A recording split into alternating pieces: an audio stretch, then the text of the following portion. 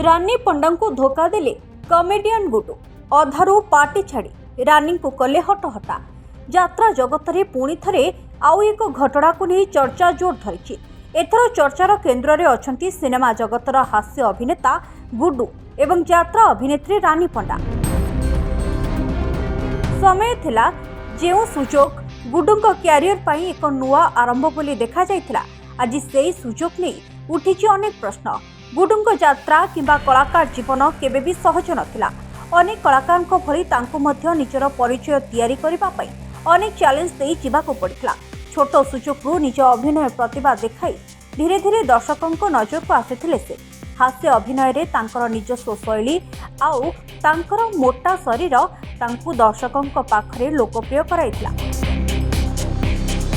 किंतु हठात गुडू क्यारियर रे फीका पड़ जाइथिला। धीरे धीरे तांकु सुजोग आसिबा कमी जाइथिला। फल आर्थिक समस्या रे घांटी होउथिले गुडू। आउ एतिकी पळे गुडू को सहायता करथिले रानी पंडा। यात्रा मंच रे बड़ सुजोग मिलिबा तांको पई निश्चित भावे एक बड़ मोड़ थिला। रानी पंडा निज यात्रा अनुष्ठान में गुडू को प्रथम थर पई सुजोग देइतिबा कथा कहिसंती। एही सुजोग को गुडू मध्य भल भाबरे व्यवहार करथिले। निजर जबरदस्त हास्य अभिनय माध्यम रे से यात्रा दर्शकों मन जिणिथिले। मंचरे तांको अभिनय को नहीं प्रशंसा मध्य मिलिथिला। जो समय गुडू को एक बड़ मंचर आवश्यकता थिला सेही समय रानी तांको सुजोग देथिले। एही कथा पूर्वरु मीडिया सामने कांदी कांदी कहिथिले गुडू। निजको रानी पंडा पाखरे ऋणी बोली मध्य कहिथिले। सेपरि रानी कहिथिले जे कलाकार को निज प्रतिभा प्रमाण करबा पई मंच देबार एहा एक प्रयास। हेले एबे कहानीर मोड़ बदली जाइछि।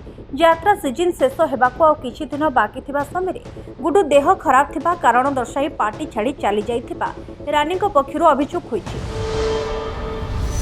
किंतु एहा परे तांको सिनेमा रे काम करुथिबा देखा जाइथिबारु एही घटना को नहीं रानी मनरे प्रश्न उठिथिबा कुआ जाउछि।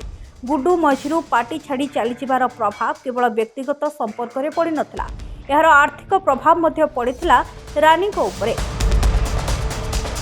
कमिटी पक्षरु प्राय 10 लाख टंका काटी दिया जाइथिबा रानी अभियोग करिसंती।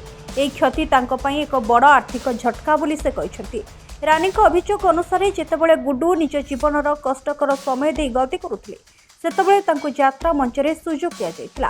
तांको टैलेंट उपरे विश्वास करी तांको काम करिबार सुजोग मिलिथिला।